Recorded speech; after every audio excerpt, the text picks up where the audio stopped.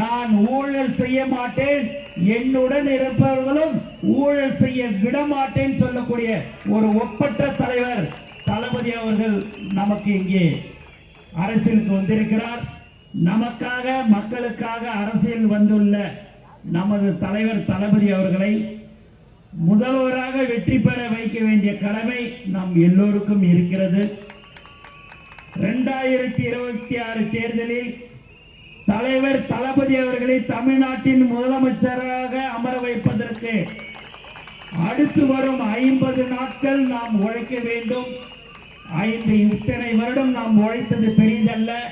இந்த 50 நாள் உழைத்தால் கண்டிப்பாக தலைவர் தளபதி முதலமைச்சராவது உறுதி என்பதை இங்கு நான் தெரிவித்துக் கொள்கிறேன்.